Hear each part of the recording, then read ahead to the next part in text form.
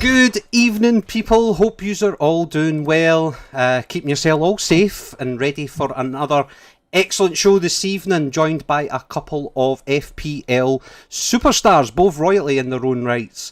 Welcome to that FPL lounge. The doors are now open and yous are all welcome to pop in and say hello, whether you want to do that in the text chat or even if you wanted to pop in beside us here in Discord. All the links you need are right in front of your faces.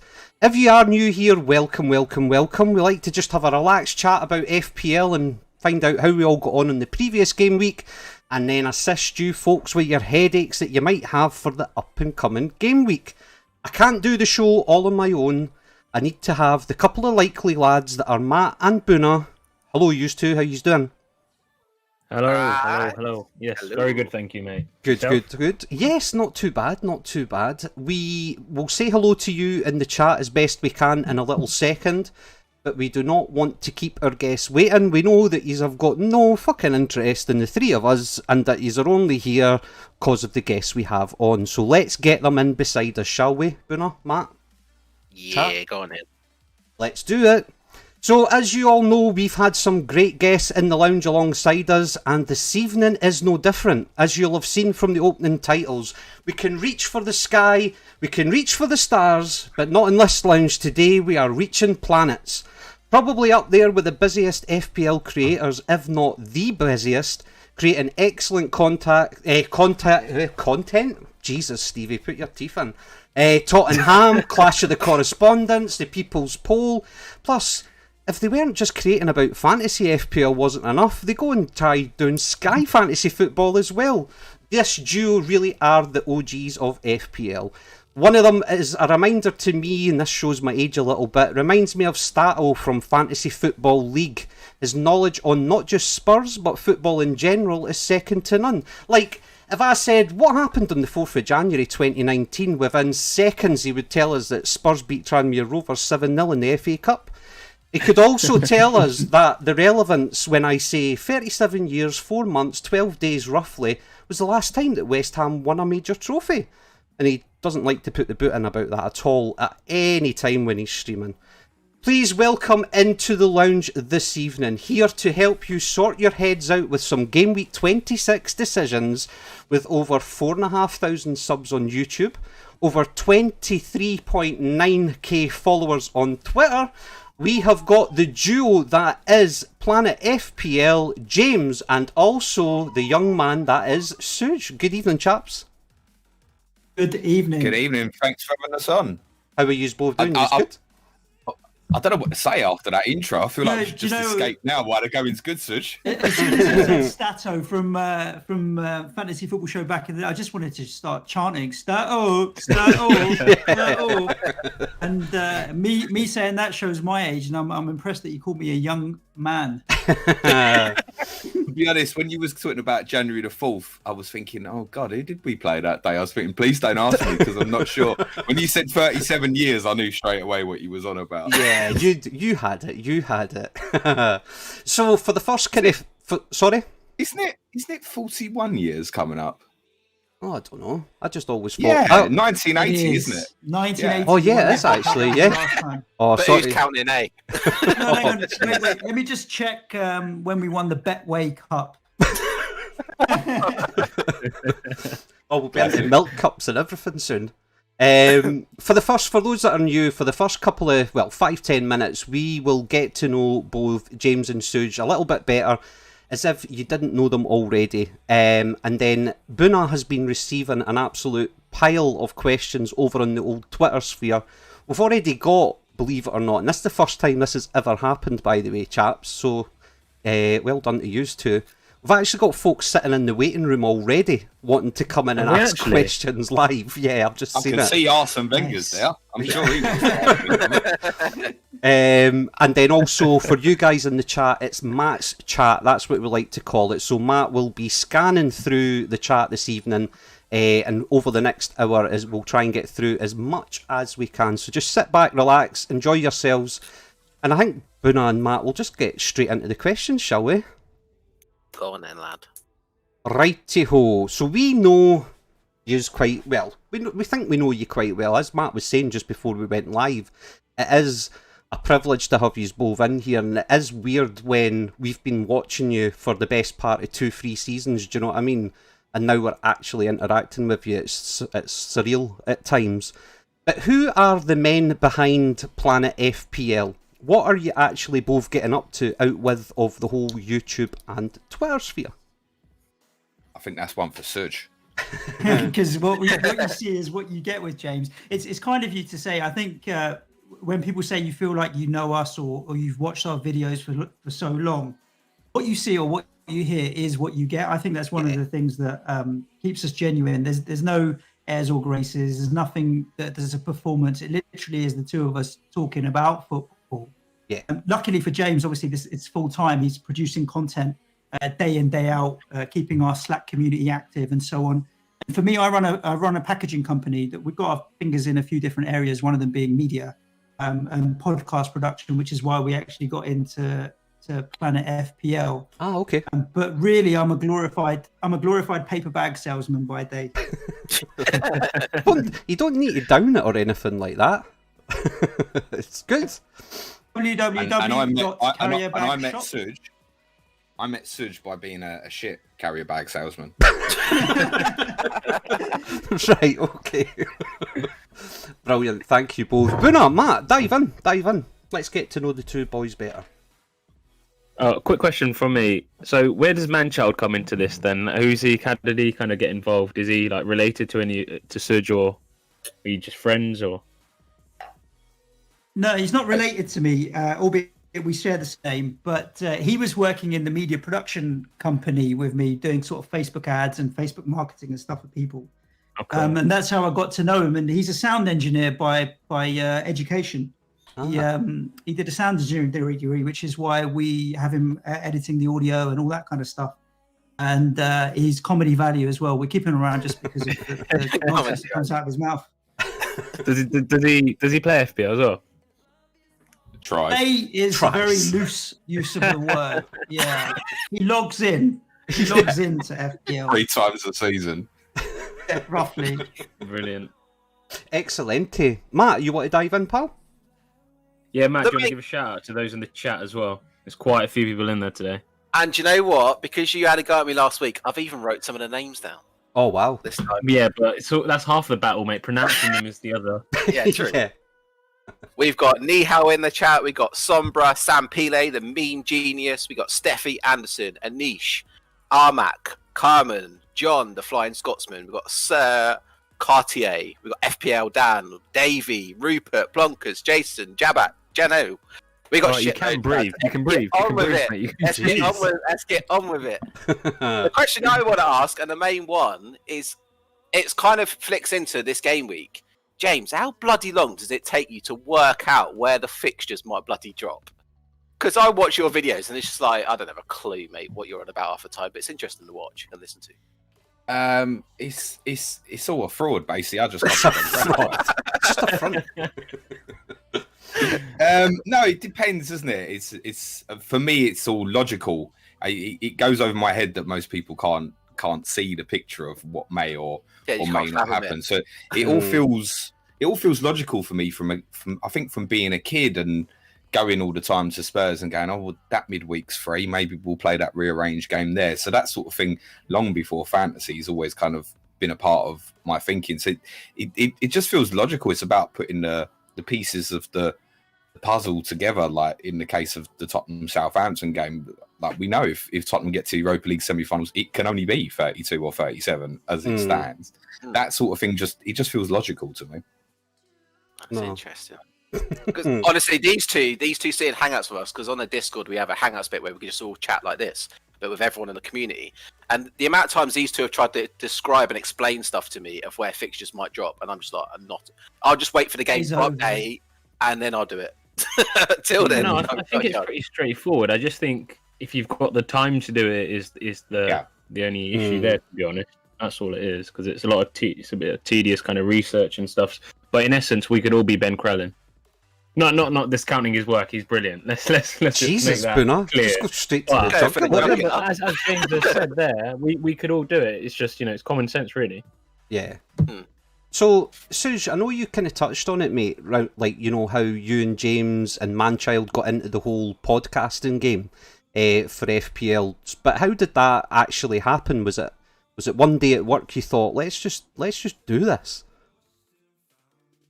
It started actually, funnily, a year before I started recording with James. I had the idea that I wanted to do an FPL podcast. Podcasting was getting bigger and bigger. I mean, the way it's exploded in the last 4 or 5 years is massive. And there was a couple of other friends of mine. We recorded 1 or 2 random episodes on Skype that never made Life of Day because everybody was remote and what have you. We thought, I mean, have you ever heard them, James? James, have you ever listened? No, I've you're still got okay. the audio Thanks. of the original, and it didn't work because I think when you're not in the same place at the same time, and I think a lot of people that are recording in the evenings find it hard sometimes to schedule and what have you. James and I had the advantage that we were in the same office at the same time. Yes. And James will tell the story of the first episode we recorded and how it started.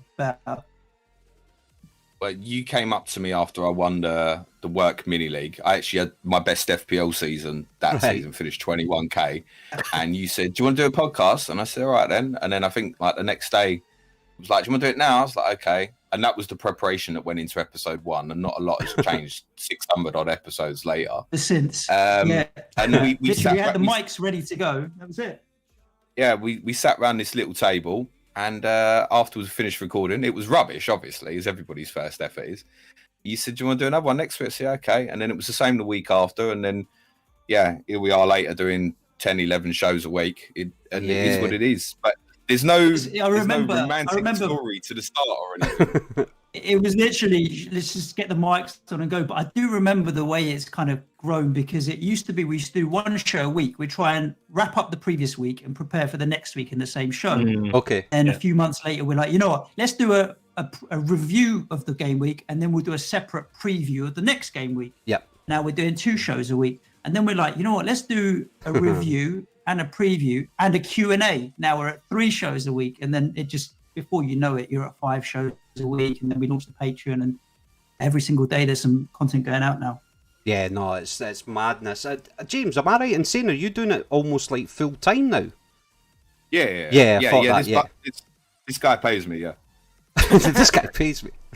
Who manages and does like the whole editorial side of things? And to be honest, it's 90% me now, basically. Manchal gets involved with a lot of.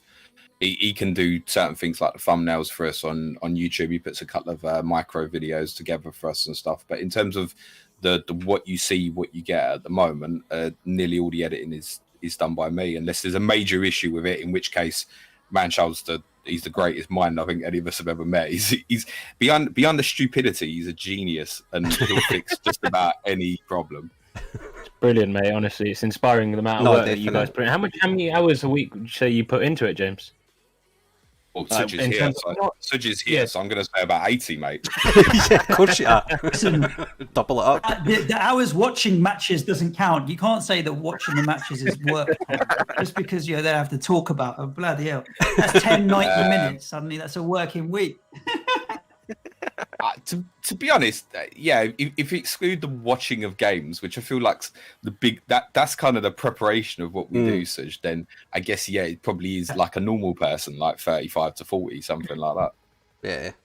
Amazing. How many times a week do you reckon you two are asked about rating teams and picking players and stuff? Because people know that it's not worth it. If it's which Spurs defender's best for the double, it's about every 2.5 minutes currently. It's gone up for about every 4.5 minutes yesterday. Although most people seem to have worked out his Region now. Well done. Congratulations. Not Yeah, now the questions around Gareth Bale, the ones that I'm getting at quite a bit, to be honest. That's crazy, isn't it? It's part of my own fault because I leave my DMs open, right? But there's some nonsense that comes into my DMs, and I do think close the DMs, but then me and Suj have always been passionate about being open, and anybody can approach us and stuff. Like we've done mental health podcasts on top of the fantasy stuff and things like that, and that's why my DMs are always open. It's not.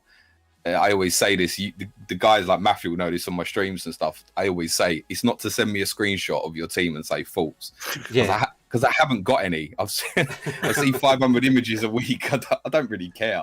If you ask me a direct question, what do you think of Watkins over Bamford this week or something like that? Yeah, fine. I'm happy to have a conversation. But that's the main reason why my DMs are open. So that's my own fault. I should just close them. No, I think. Question for you, James.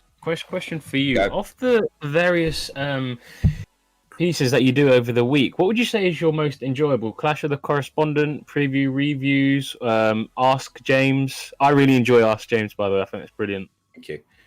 The favourite to do, it's always great speaking to the correspondents because they always drop knowledge bombs, guaranteed every single time. Whether you're talking to Gemma about West Brom or Johnny about Man City, doesn't matter. All of them will drop knowledge bombs.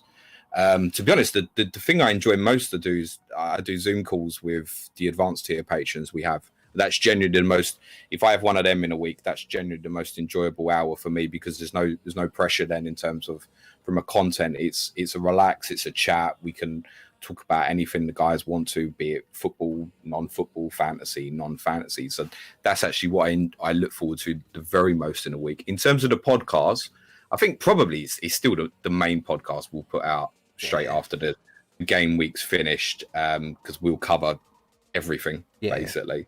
So that's still the most enjoyable one. I think it's the most popular one that we obviously do as well. So still that. And the two of you work so well together. Just to say, 2 months ago, sorry, Steve, 2 months ago it was Sky Fantasy Football when James thought he could win 50 grand, but now he knows he's not going to win it. He's not caring about that one. I don't care about Sky anymore,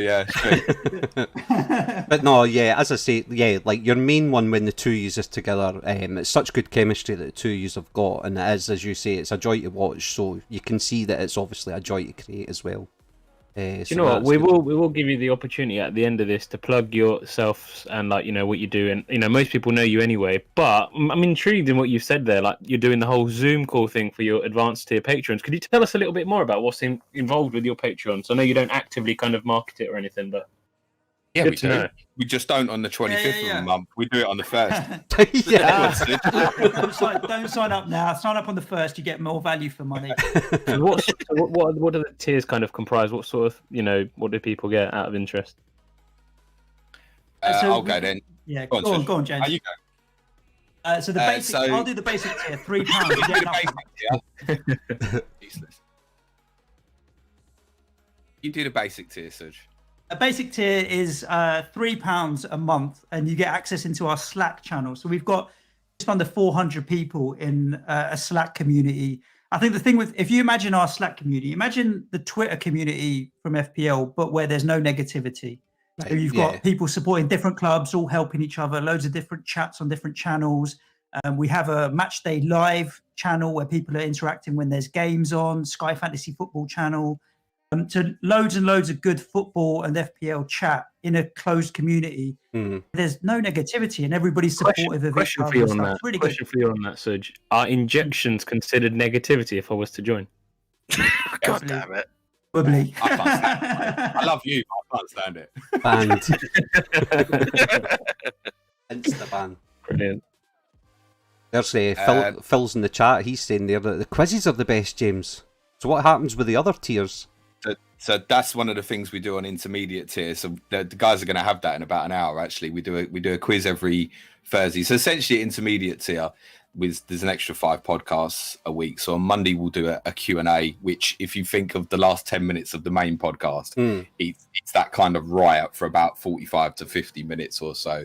Tuesday is the famous Tottenham, which I had my famous Rafa Benitez fact rant this week about Jose Mourinho. Wednesday we vary, so we can either put it open as like a people's poll, so we do a patrons poll. So this week we discussed the idea of Premier League players playing fantasy Premier League. Should it be allowed? Is it ethical, etc.? But we also do nostalgia pods. We once a month we do an extra time podcast on Sky Fantasy as well. Thursday we do the quizzes, and Friday we do a game week preview, kind of talking through our thinking of transfers. We predict all the weekend games, etc. as well. Jeez, I told the chat before we even got stuck in that you were the busiest duo out there, and that just kind of sums it up. And John Harris brings up a good point as well. I've just noticed there that the live 24-hour Planet FPL stream was another belter as well that used to done. Or created and got involved in, obviously. That wasn't bad. That killed me. I'm never doing that again. We'll see. We'll see about never. There's no such thing as never. But I ain't doing that shit again. We had a couple of. Was it suggested on one of your live streams, James, that Steph said you should do a 24-hour? I think it was on a live stream or on Twitter that he suggested we should do a 24-hour. Live show. One of our first ever fans that we'd met in real life, Steph and Tom from Beer Nuts, and he suggested it. And then we thought, let's do it for charity. And then obviously everything that was going on with the pandemic and the NHS and what have you, And but people learn very quickly never to suggest anything around me that they're not willing to follow through with. Because once an idea gets into my head, that's it. It's happening. It's getting done. It's getting done. Yeah. As much as I say we wouldn't do it again, it's probably one of our proudest achievements. I mean, to actually raise £6,000 by the FPL community for great causes and that. I mean, it's kind of humbling and shocking, and have people stick with us still till 5 o'clock in the morning. We're both battered, drunk, and knackered, and helping us through it. And I think, so how many different guests did we have? It was about 35 guests in total across the 24 hours or so. I think the biggest pride I had in that was the fact that all the comments afterwards were like, it didn't feel like 24 hours of empty space. All of it felt like it was tucked into, okay, we'll do half hour here, we'll talk about this subject. We hit on some really tough subjects, like when Sham from the Happy Hour come on and we spent half hour talking about problem gambling. So it felt like we hit home important subjects. We had some brilliant guests on as well, like Who Got the Assist and Andy coming on from Let's Talk, coming on together at 1 o'clock in the morning. I can't remember what we talked about. I haven't got a Scooby-Doo. I'd need to watch it back. but everybody said that the 24 hours ran and it felt like you could come and go at any time. We outlaid the plans in terms of these are the subject themes, watch what you want, support what you can, etc. But the support from people was incredibly humbling to get us past the target. It was about 12 minutes to go, wasn't it, Suj? I was threatening to put about 200 quid in. I think we were 500 or 600 quid short with 10, 15 minutes to go. And then everybody just piled in with 100 quid here and 200 quid in. And we just smashed the target in the end. But that late rally and the support people showed, I mean, humbling is exactly the right word, James. Yeah. Because you remember Tom Cantwell quizzed you on a football quiz and you got 100%. I was drunk. Andy from Let's Talk FPL came on super early in the morning, and just when he was leaving out, he left our live stream. He went onto his own YouTube channel, started streaming at 2 a.m. and said, basically with the simple goal of everybody head over to this stream now and start following. The guy was mental. So much fun though. Really good to get that support, from people. No, I know, it was brilliant and amazing, and as you both say, raising money for great causes as well. So a proud moment indeed. We've got a couple of wee questions here before we start diving into Twitter sphere and the questions that are coming up in the chat, and we'll get Matt's old manager in the studio alongside us as well. How would you? Well, Matt, do you want to ask that one? You usually ask that one. Kind of managers you are. Well, you just asked it. What kind of manager would you say you are? Are you more Maverick or are you more... You pretty much just asked it. Cheers, Stevie. What kind of FPL manager? I would describe myself as safe, generally speaking. I look at decision rational part because of strategy plan and stuff as often something more than a 1 week decision. But I mean, this season, the first, because it started really badly, I took more hits at the start of this season than I would do in most seasons as a whole. So it was far more aggressive towards the start of this season. But it doesn't particularly suit me to be like that, I don't think. What about yourself, Suj? What kind of manager would you describe yourself as? I didn't ask you guys if we're allowed to use swear words on the show. Of course you can. Of course you can. So, the shit emoji? Okay. Similar to that. Right. Okay. Now, I'm a very patient and patient manager. I'd say more often than not, if I'm in a dilemma of whether to go A or B, for example, I'll actually do nothing. I'll just roll it and be patient, because I think you find with this game quite often as well, players eventually come good and are generally consistent over a longer period of time. Yeah. Rather than looking in the microcosm of like 1 week or 2 weeks.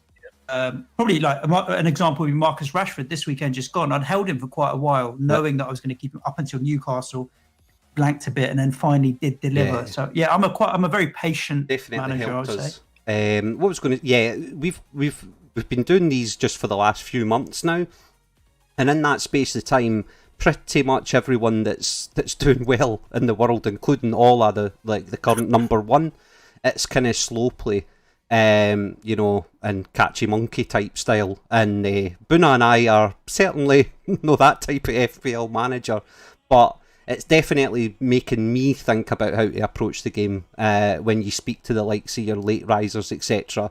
You know, they should be playing it a bit slow, but then you guys know what late riser's like as a manager. And what was interesting with Ola when we interviewed him, he's not changing his tactics going into the remaining game weeks. He's just going to play it the way he's played it up until now. So I thought he was going to cock block folk, but seemingly he's like, nah, I'm just going to... Yeah, well, he's in the shit now. He's in the shit now. He's in the mud. I'm interested. I don't know, Steve, if you can change your style. I said to myself before the season, I'm going to take more hits, I'm going to be more aggressive and so on. But it just didn't suit me, and I didn't feel comfortable in a lot of the decisions I made, and I just reverted back to type. And I'm interested to think, I know people say I'm going to take more hits or be more aggressive or what have you. I think everybody has a natural style that you gravitate back towards eventually anyway. See, that's you also said you were going to activate your free hit before game week 18. True. That's true. So we'll make a team together next season because I'm too aggressive and you're not aggressive enough. So it's the perfect combo. I've tried the aggressive. It just doesn't really work for me. Right. I'm slow and steady. Doesn't win the race, but I'll finish about 100k. That's me. What I was going to say, Bruno, will I just go straight to the kind of final question, pal, and then you can lead the way with the Twitter questions, and we'll get Arsene Wenger in. About the football team influencing decisions and stuff. Oh, go on then. Yeah, go on then. Let's just get that. So. I mean, open question, both of you. Like, does that come into your mind when you're making your decisions, your individual football teams that you support? Because we know Buna's got goggles firmly on his face when it comes to Spurs. Tattoos. Yeah. It used to be for me because I wouldn't have Spurs players at all because I was too fearful of jinxing them. But we got to a point under Pochettino when we started doing the pod. I was like, sod this. Like, Kane and Son are on fire. I think I went from extreme. I didn't have any Spurs players ever in my team, and then went Kane, Son, and Ali all together. And then I think that was when we won 6-2 at Everton as well. Like, they really went off big time as well. Then that was it for me. I was like, yeah, okay, I can have the boys. Although we've largely been shocking since that particular 6-2 win. Yeah, this week. I guess the faith I have in Harry Kane enables me to look beyond the Tottenham are rubbish at the moment. I can still back him. I look at it now rather than thinking jinx them with my selections. I look at it now more and think, has anybody really got better knowledge on Tottenham than me? Now, there will be some people that obviously do, but I'm in the heart of what's happening with my club. I watch every minute, etc. People like Kane, I've watched every game he's played in the last 6-7 years or so. So I'm well placed to know if he's likely to haul soon, how he's playing, how his fitness looks, and look beyond Tottenham have lost 5 of the last 6 games. I now treat it as in my knowledge of it should be a little bit greater, so I trust my instincts more on it. And what are your thoughts on the Spurs options for this weekend? Oh, straight for the jugular, James. He's gone for it. Harry's getting a triple captaincy. Wow. There's to be honest, there's not a doubt in my mind about it. As I said, went on the Happy Hour podcast last week, and Sham, who's West Ham, he said, what would have to happen in this game for you not to triple captain Harry Kane? And I said, nothing. The decision's already made in my mind in terms of what I'd seen the West Brom and the Man City games, that the injury was no concern. His fitness was up to speed. Then actually you look deeper in it and you look at his statistics against lower half of the table sides. The only game he's blanked in against a bottom half team this season is Wolves away. So he's ruthless against these teams. I think it's a return at nothing less than a 5 against the bottom 8 or so. And I think there's 3 or 4 double point figures in there. So look, I think Fulham, for example, are much better than what their league position suggests at the moment. But Burnley and Fulham in a double, I don't think we have to overthink it. There's a lot of people going, could the second double be better? Like Southampton, Everton on paper, actually, from an attacking perspective, it could be if that happened in game week 32. But isn't that overlooking what's directly in front of you? And knowing that it feels like it's right now for me. Yeah. Defensively, Region, no one needs to ask me again. He'll play on Sunday. He'll play on. I only get asked 20 times an hour. He should play on Sunday now, having had the break in Europa League last night. The 4-day gap means I think he probably plays again against Fulham. The rest of the back 4, honestly, I couldn't even tell you who would play. Yeah, it could be Sanchez, Dyer, Tanganga, Alderweireld, Rodon. It could be any combination of that at centre back. Aurier might even be back fit at right back, so it could be him or Doherty or Tanganga at right back. Just ignore that stuff. The only other defensive one you could recommend is Hugo. In terms of Son v Bale, I would still definitely very much go for Son between the two. I know there's the upside of the differential with Gareth, but as I was explaining to you guys before we started recording, if Gareth has a bad 45 minutes on Sunday, and I do think he'll start, Mourinho could just hook him at half-time, and this should 1 point for the double game week. Yeah. Done. That's it, yeah. So I don't think it's worth the risk. Yeah. Question on Son there. You mentioned him there. A lot of people are put off him due to recency bias and the way his output's not been as great as we expect it to be. I've actually brought him in as part of a pretty crazy -8, as well as brought Kane in as well. What are your thoughts on... I'm -8. I took out Bruno. Yeah, you're right. That's crazy. Yeah, that is crazy. I took out. Yeah, I'm getting a little. I've got a lot of heat on Twitter for my moves because they're a bit crazy. But there is a bit of method behind the madness, believe it or not. Done quite a bit of research on it in terms of Bruno's next 4 opponents and how he's done against them in the past and defensively and all that stuff. But he's done well for everyone, so I can understand why there is such an outrage. But anyway, the question was regarding Son. How do you expect him to kind of fare over the next few games? Oh well. Yeah, do you think he's likely to? Are we likely to see the Son of old again? And what do you think's kind of caused his recent downturn in form, if you like? The recent downturn in form was Kane's absence. So you kind of get stuck with the Brighton and the Chelsea fixtures were horrible. Yeah. Also, I think there's the recency of the second half against West Ham, where because we put so many attacking players on the pitch, that he had to hold a very wide position in the game. My concern for the upcoming double would be Burnley and Fulham are not the sort of teams that will let you in behind as such. But then he scored a header in the penalty box against Burnley in the first game this season, which is very unusual for him. And against Fulham, he actually went clean through and hit the post and should have made it 2-0. Against Burnley last year, he said, well, I can't go over the top of you. I'll just go through all of you. So he's still very capable in any game. I don't think he'll outscore Harry Kane. I don't think the fixtures are particularly suitable to him. But if Heung-min Son's got 2 games in front of him, I'd expect him to get a return. Mm-hmm. Yeah, and also, let's be honest, that chance that Kane had to put Son, put it on the, right on the money for Son in the West Ham game at the end, any other day, Kane usually gets the power needed for that sort of cross perfect. And if that goes in, let's be honest, everyone's clamouring to bring him in. Yeah. I've said that in terms of buying either of the guys, it's almost better that they've had a quiet spell. Yeah, I agree. Because if Kane has scored 2 at West Ham, there's no logic in the fact, he scored twice, he's more likely to score this week. Football doesn't work like that. The fact that I look at Kane and think, right, Harry Kane's gone 2 games without scoring. It ain't gonna be 4. Yeah. Did Kane not score against West Ham? No, oddly enough, mate. And to be fair, that cross... What happened there? I must have missed it. I'm glad Suj jumped in there at the right time as well. I thought it was all just going to be Spurs, Suj. Yeah. Enough Spurs now. That's because they've got Man City away this week. There really is no point talking about it. That's very true. That's very true.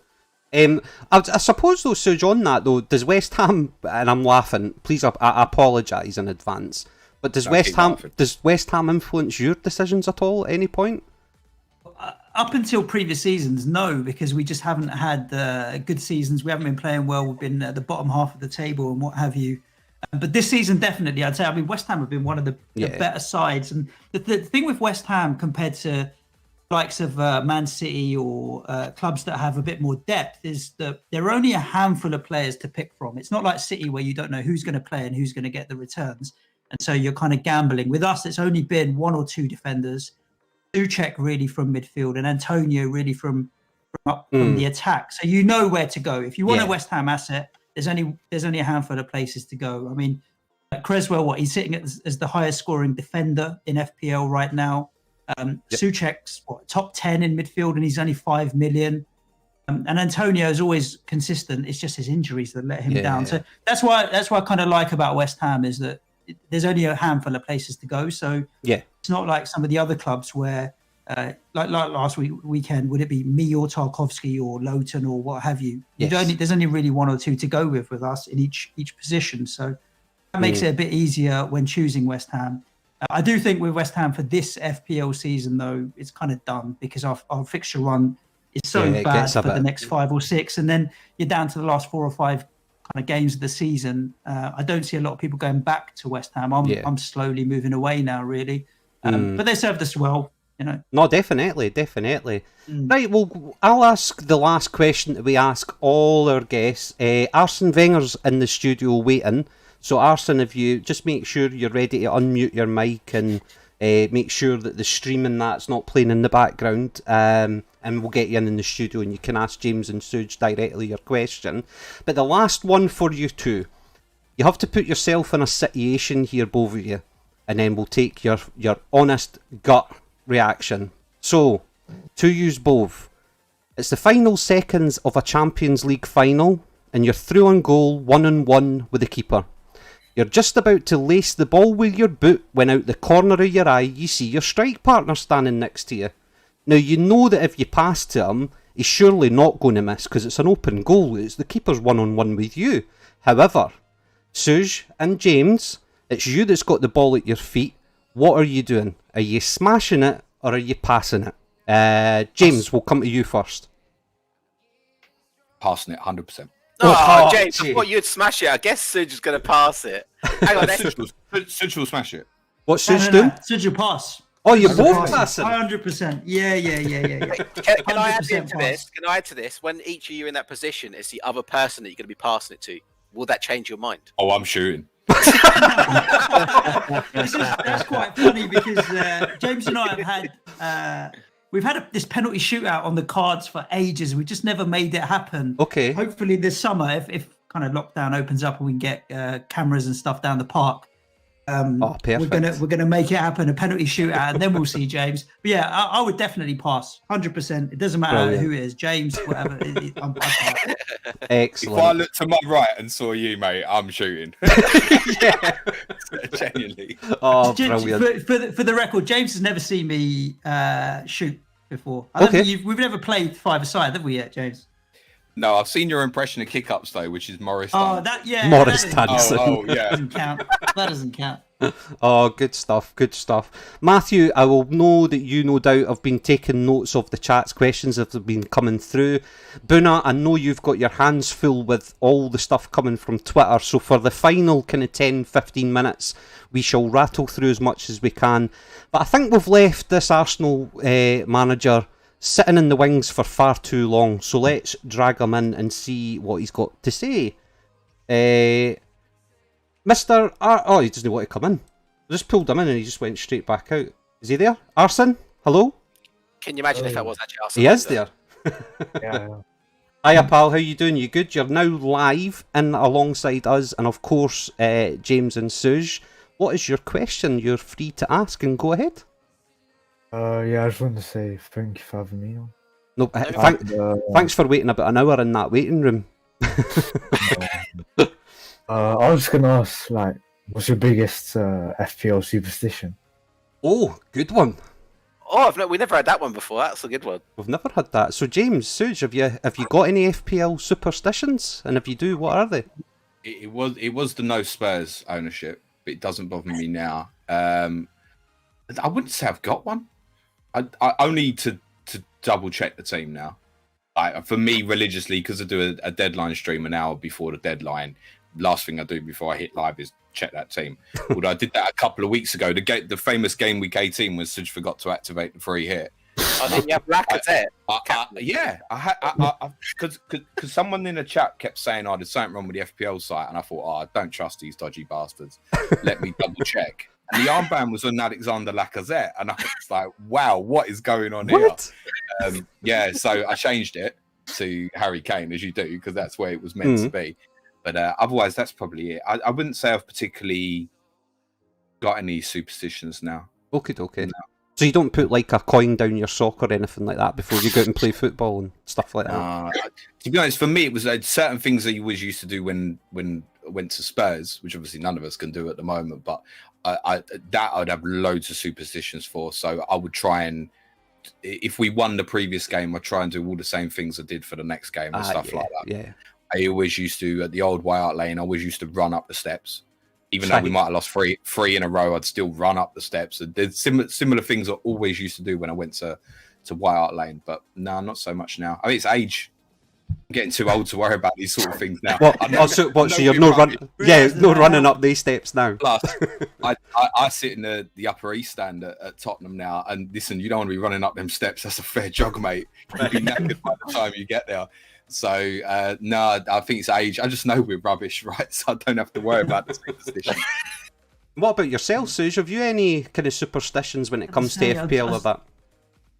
I'm trying to rack my brain and think if I do, but I don't think I have any other. I don't know, does praying every time the deadline passes count as a superstition? As soon as the deadline's gone, that's it. I'm straight to, please, Lord, let this be a good game week. But other than that, I don't particularly have any superstitions anymore. I'm not like, always play a striker over a defender or anything like that. I'm quite flexible and open-minded in strategy. So, yeah, no.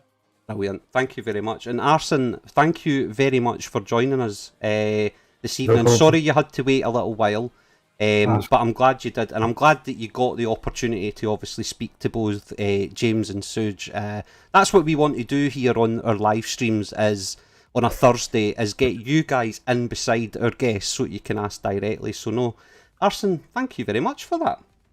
Thanks so much for having me as well. Nice one. Take good care of yourself, pal. Cheers just now. Buna. Cheers, Arsenal. Who can believe that wasn't an Arsenal question digging out Tottenham? I know, eh? I know. Hey, you got to be. I'm just staying quiet here. I'm being nice. I'm being nice today. Well, we've got a community question from Greg Chesterton saying, "Is James the Spurs fan or the West Ham fan?" I like that one. I thought it was quite funny. We've had that before, haven't we? Where someone said, "Oh, I can't believe James isn't the Asian one," and stuff like that. We've had that before. Wow. Which we're not offended by. It is what it is. Yeah. No, I'm definitely the Tottenham one. Can't you tell by the anger in my voice? Surely. I'll rattle through the questions. We've got you rattle through a few. FPL_Giant. Thoughts on Kane as a triple captain? I mean, we've covered that. James, is that a yes or no? Yeah, 100%. 100%, yeah, isn't it? What about you? What's your thoughts on that as well, Suj? I do think he's the best triple captaincy option. Yeah. The problem that I have with getting to Kane is that it's not a simple 1 or 2 move. It might end up being 3 transfers that I need to do. I've got 2 frees, and then I don't know if it necessarily sets me up as well for the following 2 or 3 game weeks. So I do think Kane is the best triple captaincy option. I just don't know for my squad if I can get to him easy enough without giving myself longer term headaches, So yeah, of course you can. You just get rid of Bruno. It's easy.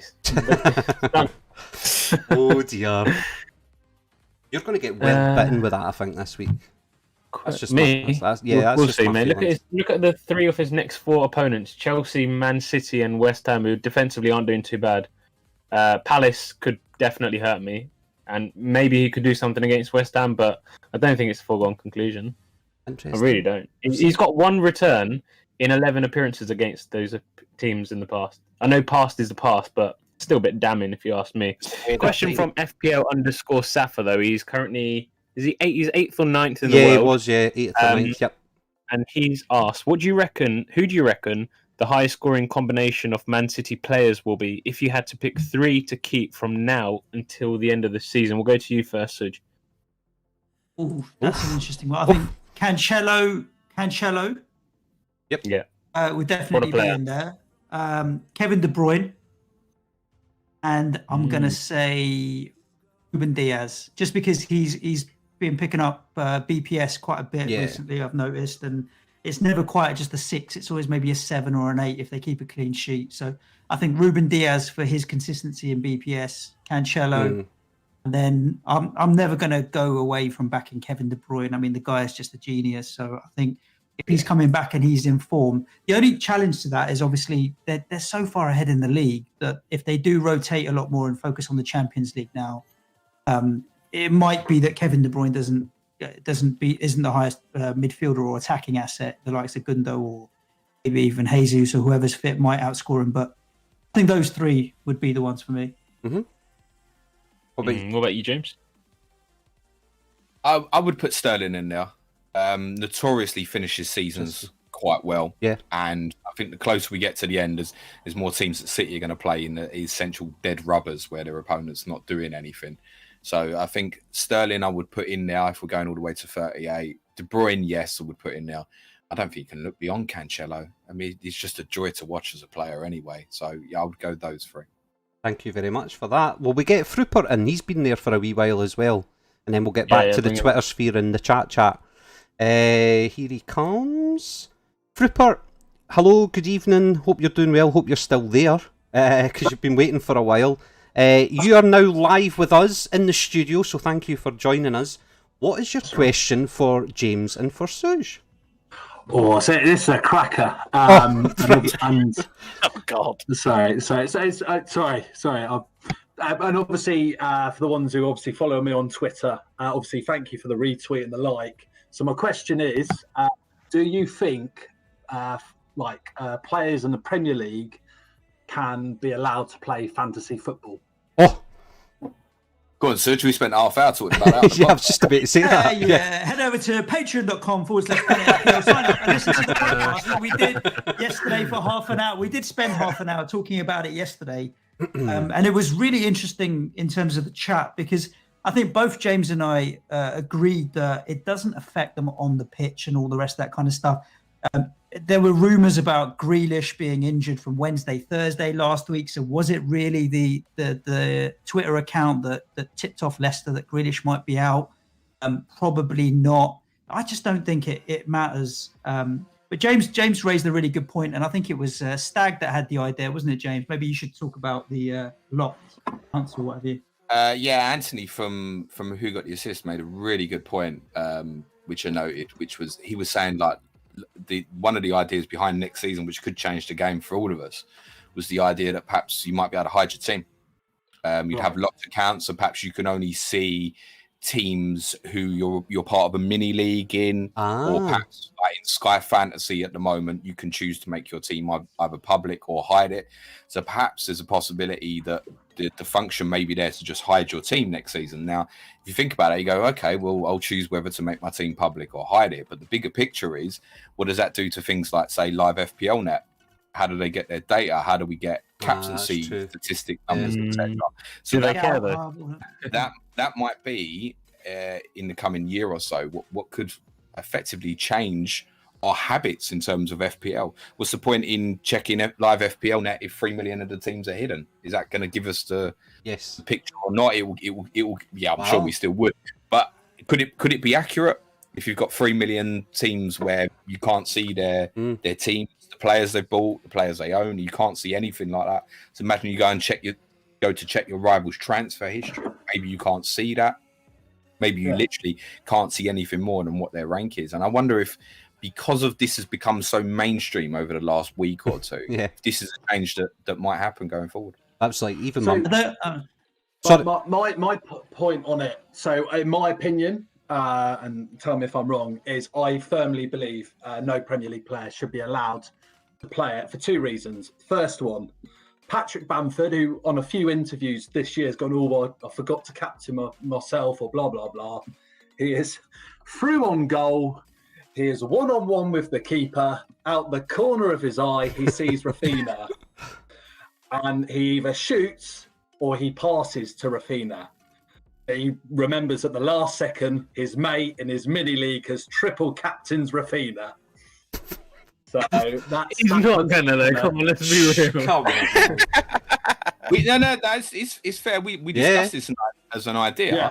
But all I'd say back to that is Bamford captained himself away to Leicester and he passed to Harrison in the last minute and Harrison scored. So that's clearly not affecting him. And you kind of summed it up yourself a little bit there in terms of saying Bamford saying, I forgot to set my captain. It's obviously not that important to him. No. One of the things we did think about in that situation was cash mini leagues, right? So what if the players have all chucked 10 grand into a mini league and Bamford passing to Rafinha is going to cost him 150 grand for winning the mini league? Now, suddenly it's a very different conversation about whether or not Bamford would pass to Rafinha. I personally just don't think that it's that important. The players will ever let it affect what they do on the pitch. But it's a good question to raise, and it does ask about the integrity. Can I get into that mini league, please? This year, I don't know about you guys. My take on it is this year, maybe last year as well. Like FPL was just blown out of proportion. I don't know. You watch Sky Sports, you watch BT Sport, like BBC Sport now. They don't just say who scored. It's like who scored and who got the assist.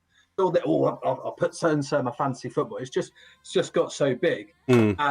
But then there was the story last year. I can't remember the chap's name. I'm really sorry, but he played for Stoke and Ipswich. Fell out with Roy Keane when he was at Ipswich, and he said in the changing room after every game, everyone first thing they do, who have you got? Who's got your points? And Kelly Cates asked him like, have you know, if you're playing someone and you know you're going to get stuffed, would you captain the opposition player? And he was like, no comment. So yeah, I don't know, Yeah. but it's it's one of those. I think this stuff this week. I don't know if you listened to Five Live yesterday. The chap who does all the algorithms and stuff.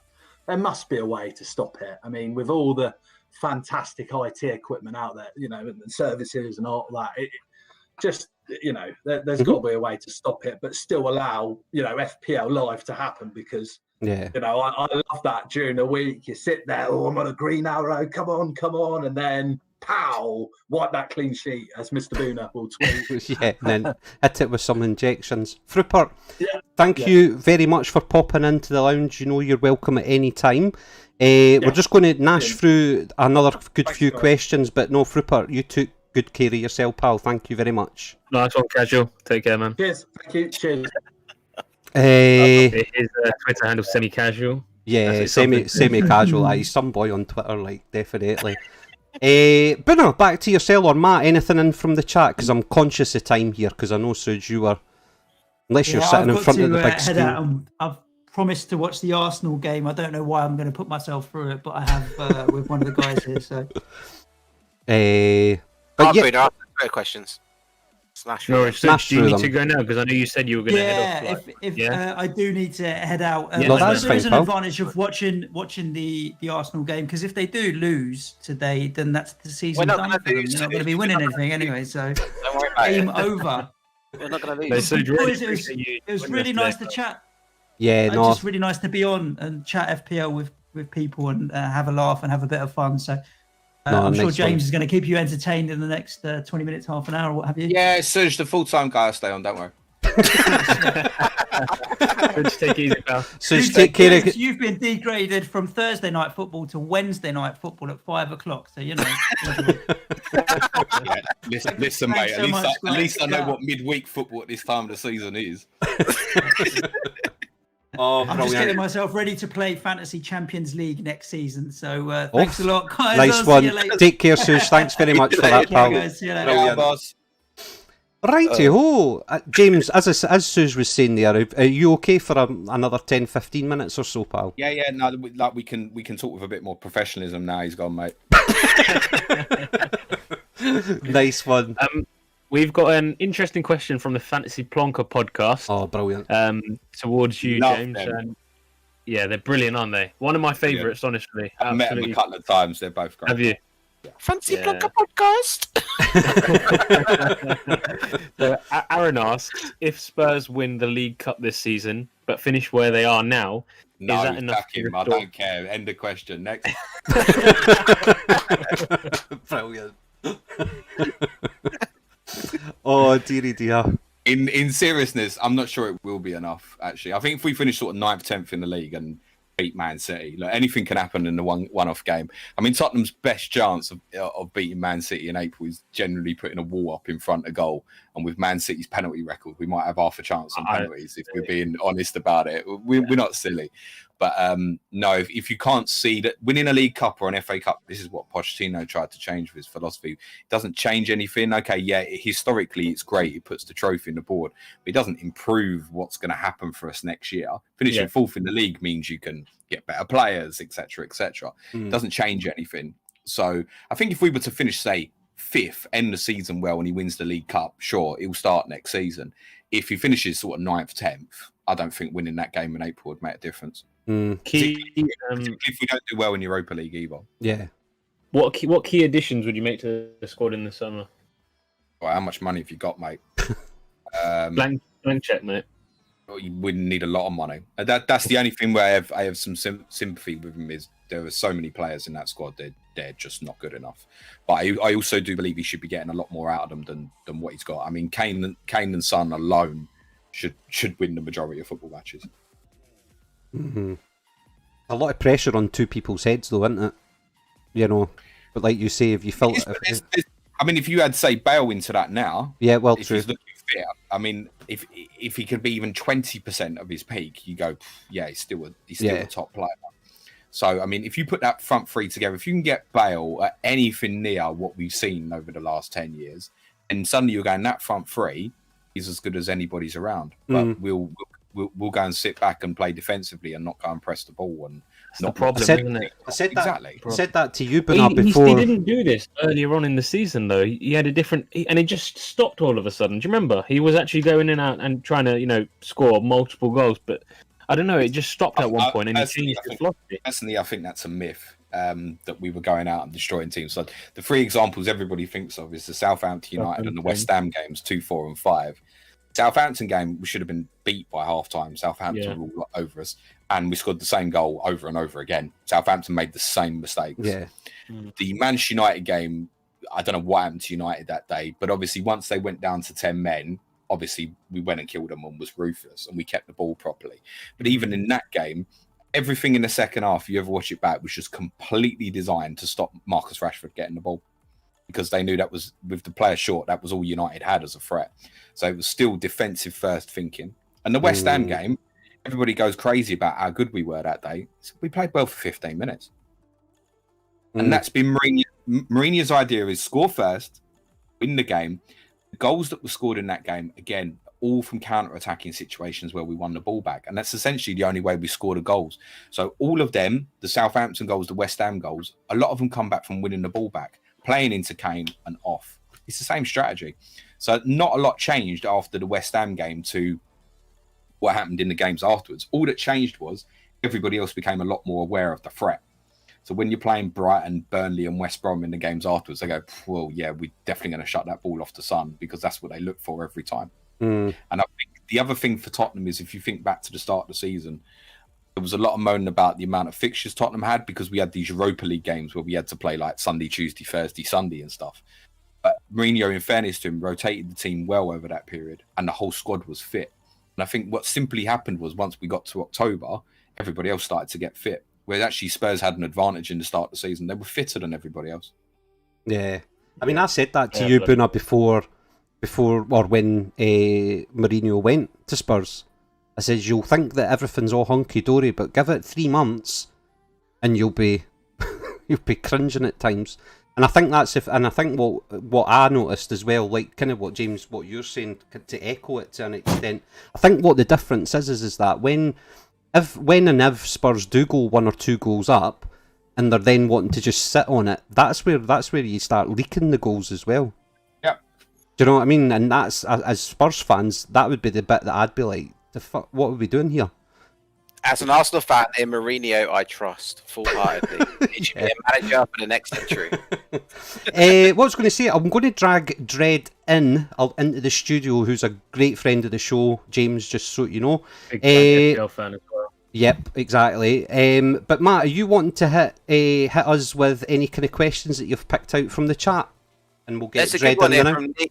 Yeah, there's a good one here from Nihao, and it goes, how has the dynamic changed in Planet FPL's world with the roles reversal of Spurs struggling and West Ham flying? So there's a lot of chat from the West Ham people, mind the gap. which do you know what? They should do it, but Bruno remembers the mind the gap we kept giving to Arsenal. We were 10 points clear. I remember. Exactly. Matt remembers. We were 10 points clear. We went 2-0 up at the Emirates, so we were effectively 13 points clear. And within 2 game weeks, we were 1 point clear because we then lost to Man United and Everton afterwards. Now West Ham go to Manchester City this weekend. What are you expecting, guys? Maybe home win? Do we think possibly? Anyway, I'll answer that for you. and then Tottenham play Burnley, Fulham and Crystal Palace before West Ham play again. It could very easily be that there's no gap. Yeah. I mean, that's what you were saying, wasn't it, on the podcast the other night there? The one that I watched anyway, that's exactly what you were saying. You know, give it a few weeks. It'll be, the next time we play, that's it. Gap's gone. No gap. Yeah. What gap? Could be. Could be. Dread. Good evening, young man. How are you? I'm good, mate. Good evening all. How you doing, James? You right, mate? Yeah, good. Thank you, mate. Yeah, no worries. My question, jumping straight into it, I wondered, between yourself and Suj, do you guys confer like on your teams and decisions, your FPL teams, or are you got like a bit of a rivalry going, so you keep your like movements secret from each other? Up the cuff? Nah, not at all. I mean, like Suj could say his movements and he just forgets about the deadline, right? So I wouldn't worry about it. No, not at all. I mean, we sit on the podcast. There's no point me lying. I that's never in my fault. Even the Sky podcast, we have to be a little bit subtle about what you're doing. I will generally come out and say, "This is." If I know what I'm doing, I'll say, "This is what I'm doing." And if I don't know what I'm doing, I'll say, "Look, I don't know." Suj knows I'm going to buy Harry Kane this week, and he knows I'm going to triple captain him. I haven't decided yet if I'm going to maybe buy Ollie Watkins to go with that. Is probably my decision, but okay. I'm very relaxed about it because I could get a player that perhaps gets injured in Europa League or in the team news press conferences tomorrow that changes my thing. If I've got a double who's suddenly injured, I need to think of a different plan. So very relaxed about what I'm doing. But then, as I said on Patreon, every Friday we discuss our transfer moves. So there's no coming back like the next week and going, hang on, you said, mate, you really did say that you were going to buy Granit Xhaka. Why didn't you? It doesn't happen. So, it was just a ruse. I was going to say that, so there's no ruse at Planet FPL. No. And lot of love for Lee and Sam. Exactly. There's none of that going on. No, so with the fact that you're both so open about your moves with each other, do you think you benefit each other then? Because you've got two heads thinking about your teams. We're both rubbish at FPL, so it doesn't matter from that extent. I don't think there's enough pressure on it in terms of, I don't know, if me and Suj were both in the top 10k or something, would that change our behaviour? I don't think it would, because the reality is we're more we care more about the content that we produce rather than what our FPL ranks are. If our content is rubbish and I'm sitting 99th in the world, I'm unhappy. If I'm 400k in the world, but I'm happy with the content we put together this week, I'm happy. So from that, it's a shit answer for when it's an FPL conversation, but neither me or Suj care that much about it. It's the reality. It's not the most important thing in terms of our weeks. We both care more about what our team does. We both care more about what the content is. The good rank is more the banter that I know that eventually once we hit game week 38, I'll beat him. Quite often he'll say things on the podcast and I'll say something else, and then he goes, maybe I won't do that, James. So there's probably a little bit of an influence in terms of perhaps sometimes what I say might influence him. Me, I'm very single-minded.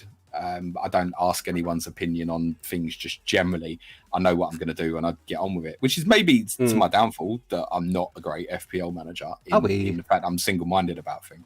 I think that it's really interesting you saying that, because us three, and Dredd knows this as well, just because we've been interacting with Dredd for a few seasons now as well.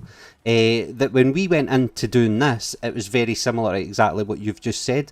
We all got together because we enjoy playing FPL. It's a bit of banter, and we just want to have a laugh and take the piss out of each other basically, but create at the same time. And as long as that's decent and the audience are enjoying it, then we'll continue to do it, and it just so happens to be that there's a game that kind of knits it all together. But thank you very much for that. Red, are you hanging about, pal? Yeah, I'll just hang about, mate. Yeah, no worries. Pour me a beer, bro. I will do. I'll get a beer in. Matt, Boona, do you want to, what else is coming through? Because I know there was quite a few on Twitter, although I think a few of them have kind of been touched upon, to be honest. Exactly. So we had a question from FPL Giant. Is Reguilon a good buy? James, would you say yeah? Yes. Yeah. If you'd have asked me that on Monday, I couldn't have told you. But I think now, yes. Is he going to cover you for 29? Is too far away to be able to tell you. Question for you on this as well, because a lot of people were asking me the same question, and previous to last night, I was saying to them, I'm not sure, because we've seen Jose Mourinho not play him in this sort of fixture before due to the physicality of the other side, like Burnley would bring. Do you think that could come into question this weekend, even though he's had a rest? No. No, I No? don't. I know what you're saying because he did pick Davis away to Burnley rather than Reguilon because exactly that. He basically picked his 11 strongest players.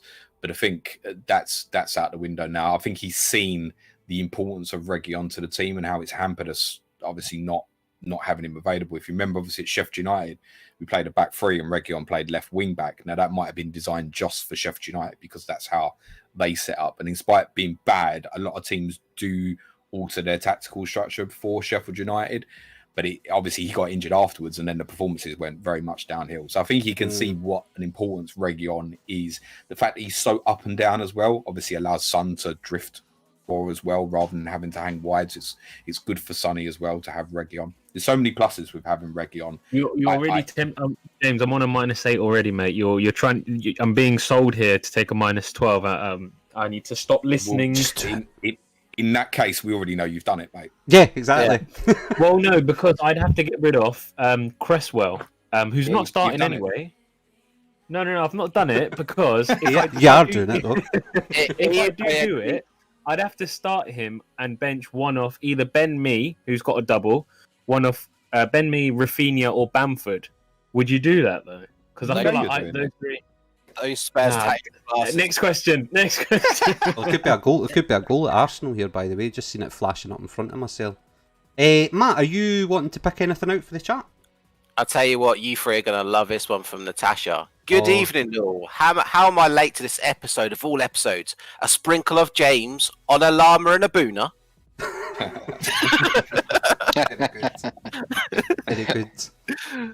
Anything else coming through? Question. Oh, sorry, Boona. Question from MUFC Demon. Best triple captaincy options. James has kind of said, Kane is probably the standout. Who would you say are second and third, if you were to pick? I think if I was to put it on someone else, to be honest, my second choice would be Son. I think at the moment. Then, to be honest, I think probably Bruno, with the reliability of what he's capable of. You're absolutely right to mention Bruno about his record against the upcoming four. It's not good. I think it was just an assist away to Chelsea last season. It's not good, but historically he's also the best performing FPL player away from home this season as well. And we know if United do well, he'll probably do well. So I think probably then score like 50 points against Palace alone, the way they're playing right now. Yeah, of course. But having said that, someone came out and said, I can't remember who told me, I think it might have been Lama, that they have said that they're now adopting this defence-first approach, which suggests that Mitchell is more likely to get... Palace are. So Mitchell is more likely to start ahead of PVA, which could offer them some resilience, but I'm not sure if it's enough to stop Bruno. No, I don't know. That hurts me because I've got rid of him. So it was Gary Cahill that was talking about that, Bruno, and I don't know if it's taken what's his face out the equation altogether and just locking up the defence more and then trying to hit on the counter. But I've left Mitchell in my team for that reason. For example, on the bench boost, I was going to get rid of him, but then after I seen that, I thought, there's a good chance he starts. You said earlier that the guests that have come on who've kind of adopted this risk-adverse strategy this season have kind of influenced you a bit. But what minus are you on this week, Lana? 12 for me, mate. -12. That influence is strong, isn't it? Yeah, but that's before we've got another 2 days to change that, dude. I reckon we can get back to -20 easy. Come on now. I reckon we can. Yeah. Got a few more questions, but have you got anything in the chat? And then we'll look to wrap up in the next 5 or 10. Yeah. Yes, we got the Escapades, and please go see their content because they're an up-and-coming YouTube channel. And they'll be coming and joining us at some point in the next few weeks as well. Yeah, guys. Definitely, because that was my fuck up. Yeah, you fucked up. Yeah. Yeah, you did. How risky is it to go double game week 26 without Kane and Son? Interesting, James, interesting. Risky, but no more risky than going without Bruno or going without Salah or going without Calvert-Lewin. It's very difficult to get all the players. There's risk in every week. It's I've got neither of those three that you mentioned just then. There's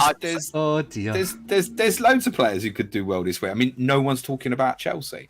On paper they've got United and Liverpool, but we don't actually know how they're going to perform against these two, it's going to be the first kind of big six opponents that they've had. They could end up having a great week and we will completely overlook it. Now, Chelsea's ownership's obviously quite low, so it doesn't particularly matter. Then another name we haven't mentioned, I think, could have a good week is Jamie Vardy. Yes. Jamie Vardy, is, as Matt knows, has got an unbelievable record against Arsenal historically, right? He's going to blank. So, this is Madison effect, though, James. What do you think about this? Madison possibly. Madison being out is not good news. So, I mean, if that would, I think it's probably more a case of people looking at buying Harvey Barnes as perhaps a facilitator to allow to Kane. People thinking, oh, okay, maybe Bruno to Barnes allows, I don't know, a Bamford to Kane or something like that. I'd be a little bit put off by that. But the good news with Leicester is obviously Brighton and Sheffield United in the two fixtures afterwards. You don't have to judge it on just the 1 week. There's so many players who are going to be highly owned. I mean, we had talked about Man City. I know. Gundogan's fit. What about all them people who sold Gundogan? Yeah. But he got 90 minutes again midweek. Do you really think he's going to start again? Like, he's played a few in a row now. I think he's due a rest. That'll I'm be hoping rotation he's bloody rested. I tell you, he's done me enough damage. Stop second guessing what Guardiola's going to do. I know. Exactly. I'll tell you one thing. One piece of advice I will give people regarding City assets. I think there's a bit more danger when it comes to captaining them. I think they're probably the players least with most risk. Would you agree with that or not? Probably, but then I think if I own Kevin De Bruyne, that's the one that would really tempt me now this week. Yeah. He just had last night off, didn't he? He did, yeah, absolutely. He's the only one. If I did own him, I'd probably get Kevin De Bruyne is a brilliant differential for this week. Double as well. He's got 2 doubles in a row. So Kane, I think the two real dangers to rank this week, if you don't own, are probably Kane and Bruno, because they're the two that are really likely to be over the 100% effectiveness. Yeah, Bruno's been like that for weeks as well, hasn't he? Yeah. But, well, Bruno, you basically either you captain him every week, or you limit the damage, or you sell him. That's your choice. Yeah, what I did. Do a Bruno. No, I'm just going to play. Game week. Nalinder25 Buna on Twitter. Yeah, before we go into that, do you know what I hate? Oh, go on then. Just get it off your chest. I hate having players in my team that I've not captained, and I'm like, I don't want them to score. So I've got rid of him. Like, screw him. Get out of the team. I'm okay with that. Yeah? Genuinely, I'm okay with that. I mean, he could well go for me next week, I think. But it would have to be a hit to get rid of him this week. And I don't think it's necessary, considering they've got Crystal Palace away, which is one of the easiest fixtures on paper at the moment as part of their double. So, but I can see me that Bruno to Son move. I think I'm just going to hold off a week. That's my likely game week 27 transfer. But I don't think it's worth the -4 personally at the moment. So we've been discussing there for the last 5 minutes, kind of premiums and stuff like that. Nalinder25 is wanting us to go to the opposite direction, James, and start to help his head a little bit. Who are the best budget, in brackets, less than 5 million, defenders to play on a bench boost this week? Fulham's quite interesting. Yes. I think Anderson and Adarabioyo, the caution I'd say about Olarena, Robinson and Tete, they've changed to a back 4 in the last 4 fixtures, and all of them have been left out at one stage or another. So Anderson and Adarabioyo, you want the locked player for the double. Let's be honest, it's Fulham defensively, so you're not going to play them most weeks anyway. Yes. So I think Fulham's quite interesting. Everton, possibly. I think maybe Godfrey might be under 5 million, I want to say. Godfrey and Coleman. Yeah, Coleman I wouldn't risk, personally. You still got the Burnley guys. Charlie Taylor's back. Yep. As my Burnley correspondent, Turfy Topper, always says, we'll keep clean sheets in games you don't expect us to. So your Mees, Charlie Taylor's back fit, Matt Lowton, all reasonable options as part of a bench boost. You don't have to look past the singlers. Look at Brighton at West Brom this weekend, maybe. Yeah. Leeds Aston Villa. And West Brom, as the Clash of Correspondence we released earlier with Gemarino, Maitland-Niles 4.6 OOP. Yep. Townsend 4.4. If you look at all of West Brom's beatings, Townsend was absent for all of them. So he obviously has an important impact for them at left back. So they're two interesting ones that people won't be thinking about. Who was it? I can't pronounce his name. Buna El Mohammadi. Yeah, you went. That right? You went Mohammadi. Yeah. The only problem with him, of course, is if you're playing towards 29, we don't really know the timeline of Matty Cash yet. Yeah. Which then it becomes a forced transfer, which you didn't need. Whereas if you pay a little bit extra for a Conser or Target, he's obviously safer. Yeah. No, that's true. That's true. There's Shams just put an interesting thing in the chat, Matt. Bardi this season when Maddison didn't start, 6 goals, 2 assists. So when we're talking about... I'm glad I'm working. Yeah. Because I'm not going to look forward to that game. So I'm happy I'm working. If I could jump in a bit, actually, because we were just mentioning around Villa and everything. With Grealish being out, is he still confirmed to be out? Is that right? You'd have to ask the FPL Insider, mate. That is true, yeah. Well, let's assume that he is going to be out and everything. How does that affect? How will he set up the team to compensate for Grealish's absence? I don't think. Listen, it obviously makes a huge difference because Jack Grealish is a brilliant footballer. But in terms of their shape, it won't change a lot. So, I mean, Traore will still play right. Barkley will still play central, and it's just a straight choice then probably between Trezeguet and El Ghazi. Yeah. I know Ramsey's been getting more minutes, and Barkley's been a bit frustrating since he come back from injury. But I don't see him leaving Barkley out with Grealish absent. And I think it probably is fair at the moment to assume that Jack Grealish. Most of the rumours suggest he's actually going to be out for quite a while, and that's what the rumours suggested last week as well. So yeah, every chance he will be unavailable. It's one of the things I'm debating in my mind about, as I said, possibly buying Ollie Watkins, because that will carry me through to 29. They've still got the possibility of the extra double perhaps happening in game week 28. You're looking at perhaps double, Wolves, double, and then covering the blank. I mean, that's brilliant. He'll have 6 fixtures, and a lot of other teams have only got 3. Yes. So that's why I really want to get Ollie Watkins in, but it is the Grealish that's nagging him. Yeah, I mean that is the crux of my question, really, because I want to basically find out if we still think, because I mean Watkins seems to be like a volume striker to get his chances and actually get a goal. So it's sort of like I'm thinking without Grealish, he'll have less chances to score. But I mean, if we believe that it's a straight swap, El Ghazi comes in and Watkins' output probably won't suffer, then it gives me a bit more faith in him, really. I would look at what got coming up and go, right, Leeds away this weekend. You'll get chances at Leeds. You know that. Even Southampton on Tuesday. Southampton could well have been a couple up by half time on Tuesday night, and then they were bad second half. Yeah, but then Sheffield United's the second part of the double. Mm-hmm. It's fine. They're arguably the worst team in the league. Wolves, we know, is tough, 27. Newcastle, 28, are a lot more open since they've gone to a diamond. That could feature the second game against Everton as a double. And in 29, you're just happy to have the player in any case. Sorry, I think Bruno was going to say something. No, apologies. Sorry. Sorry. No, all I was going to say was you would have thought that, Villa were going to have chances against Leeds in the home fixture as well, though. I know that was really early on. They did. It did. It's easy to forget that. So Leeds won 3-0 that night when Bamford got the hat-trick. But Grealish had 2 cleared off the line. They did have chances in that game. They were bad in the second half, but Villa could have comfortably been ahead before Leeds went ahead. I guess it's a case of, how much is Grealish out going to hamper Villa as a general team? Obviously, it's hard to say just based off one fixture that we've seen against a really informed Leicester. But I guess it's a wait and see. I think it could hamper them.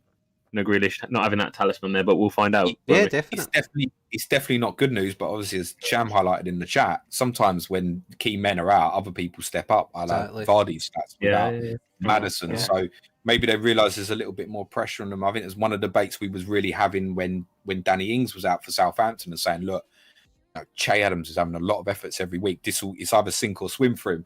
Either he's going to step up and realise he needs to be the main man, or he's going to keep missing these chances. And unfortunately, in his case, it turned out to be more of the latter. It doesn't necessarily mean it's going to be that case for Ollie Watkins. I'd look at the fixtures and go, great. I mean, for me as well, looking to wildcard in 31, Fulham at home in game week 30 as well. So I'm factoring all that into my thinking in terms of whether I buy him this week. It's a very good point. We've seen similar as well. Look at Fulham. They, reduced their talismanic figure off Mitrovic to the bench, and all of a sudden the others have kind of stepped up. I know it's not quite in the same vein as Grealish, but we've seen it happen. So, yeah, it's a valid point. Well, at one point, I thought he was the next manager to get bumped out of job. And now look what's happening. I know, playing pretty well. Yeah, exactly.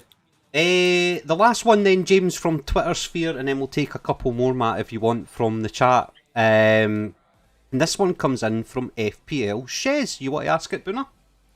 Yeah, so... it's a comparison question in terms of preference for 26. Would you rather Son and Shaw or Harvey Barnes and Lucas Digne?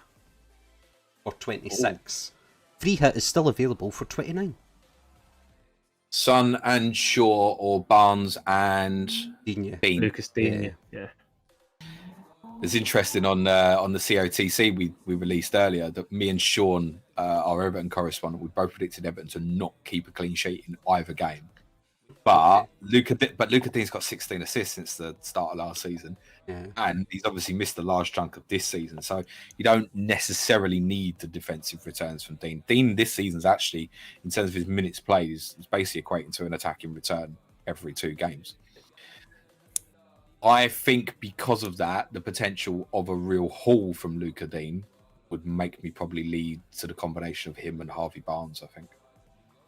Interesting. What about you, Bruno or Matt? Where would you be leaning in that one? Son and Shaw or Barnes and Digne? I would probably agree Barnes and Digne. What about you, Matt? Barnes and Digne easily. More for the Barnes than the Digne, to be fair. I reckon Barnes can go off in his double. Yeah. What about you, Dredd? It's the Barnes factor for me. I'm not feeling Son at the moment. What about you, Lama? I don't know. See, that's a tough one. I've got Barnes and Son. So if you could swap it about a little bit, I'd probably go they two. No, you've got to choose one or the other, mate. It would be the second option. Okay, so there we go. Yeah, Son and Shaw it is. That's the one. Don't listen to us. We don't know I mean, as far as Son goes, what I'm really looking forward to, because I think that I'm keeping a quiet eye out for Bell, to be honest. We did mention that earlier, aye. I'd definitely keep that quiet because you'll get laughed off Twitter, I'd have thought. I'm not worried about that, mate. Matt, you wanted to just dive through, take a couple off of the chat, and then we'll get Boona to wrap things up. I just do this one last one because I know we've run stupidly over time. I'm sorry about that, James. Hey, you're good, enjoying it. But we got one from FPL Penguin, and it's: Hi lads, question for Planet FPL lads. Since you both started playing FPL, name a player that picked you up a lot of points in a game week. Can be a differential player at any time. So I'm guessing throughout all the seasons you played it, just a player. Wait, it has to be a differential player, or he said can be a differential player, so it doesn't have to be a differential player. a player that's picked me up a lot of points. I mean, can I just say Harry Kane then, or Bruno? I mean, they're boring answers. I presume you mean someone that scored a lot of points in a single game week, like so in one game week. So like when I done my Uh, triple captain on Gundogan 2 weeks ago. Nice. Yeah, but the rest of your team fucked up, so. I had Trent and Lundstrom for the 2 hauls last year, so they're the 2. 24 and 21, wasn't it? Yeah, I mean, the irony is I actually left Lundstrom on the bench. And So did I, and he came on. yeah, same with that. I think it was Otamendi, I'll tell you, was the player that I had. Yeah, I know. Look how City have progressed. Otamendi was the player I had because I thought he was nailed for a bit at City. This is true. And I think Guardiola had him warming up or something in the 89th minute, and he brought Mendy on instead. So it's so easy, could have lost that.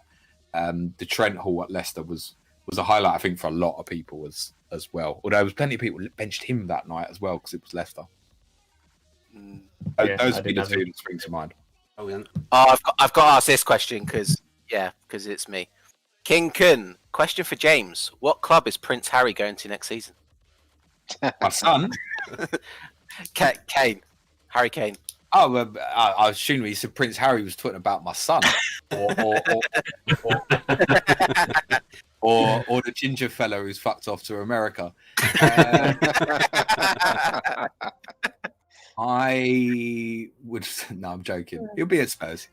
I think he'll be at Spurs because I can't see anybody paying the money. We were talking about this. I think we had a proper discussion about this in Hangouts. We did, yeah. I thought that if there was anywhere that he was going to go, and I don't think he would ever. He doesn't take, or I don't. You guys know him better than me, especially you and Boona. But for me, he doesn't strike me as someone that would go abroad. So I think if he's going anywhere, he's staying in the Premier League. And I think potentially the only club that he would maybe move to and suit would be Man United. However, I don't see him moving at all. I think he's just going to be like Shearer was and just be a one, he's just going to be that one club player. Like Gerrard, that kind of idea. But it's that amazing player that just doesn't get a trophy.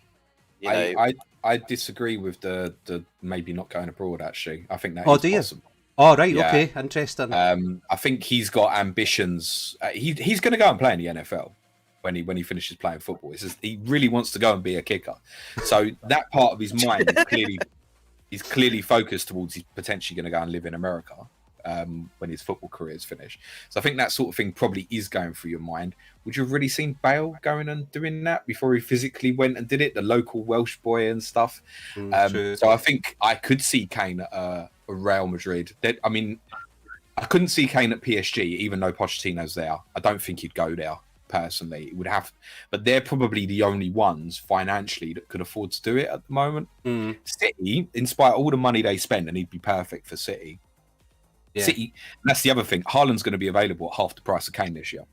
So with that in mind and the potential of Haaland, that's everyone's priority target is Erling Haaland. What do you think he's going to end up, James, just out of interest? Because that's another conversation that Hangouts regularly has.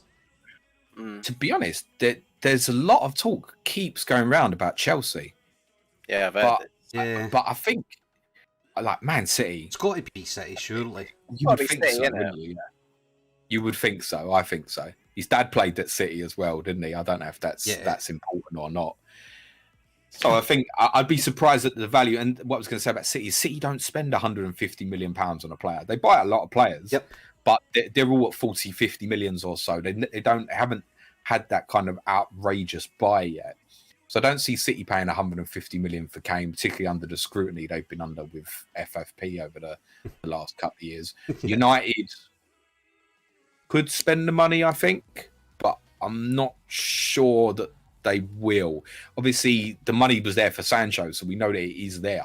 Yeah. So it feels like United is the most likely. Interesting. I never thought about it till now, but mate, I was just wondering, is there any legs in the fact that, Bell coming from Real is a bit of a goodwill gesture so that they can probably say, oh, can we have Kane? Well, before Modric went to Madrid in 2012, Tottenham and Madrid struck up a unwritten sporting agreement to help each other with certain things. And Reguilon and Bale was the first thing we'd seen from Real Madrid in 8 years. It was a lot more of them coming and looking at our players. I don't know what that sporting agreement ever really was, other than the facilitation of Gareth Bale, basically, the following season. So, yes, it's a possibility. If Real Madrid went and bought Harry Kane, would any of us be really shocked this summer? I don't think so. I think Kane's future is purely dependent on where he sees Tottenham being in the next 2 to 3 years, where for him previously it would have been, where does he see Tottenham in the next 4 to 5 years? That span's obviously getting shorter because he obviously wants to win something. But the other flip of it is he's also getting extremely close to Jimmy Greaves' Tottenham goal scoring record, which to break, he's probably going to need at least another 2 years, and he's desperate to do it. And there's also the Premier League record as well, which he's the one player who, if he stays injury free, touch wood, etc., he's got a genuine shot in that Shearer number. And to do those two things would make him immortal for Tottenham and puts him in Premier League folklore. So you could say he could stay at Tottenham and he never wins anything. But if you ask Alan Shearer, has he got regrets about going to Newcastle? He will tell you all the time, no. Went and played for his club. So if Kane becomes Tottenham's greatest goal scorer and breaks the Premier League goal scoring record as well, in terms of individual honours, I don't think it can get much better than that. Obviously, you want to win Champions Leagues, Premier Leagues, and all that kind of thing.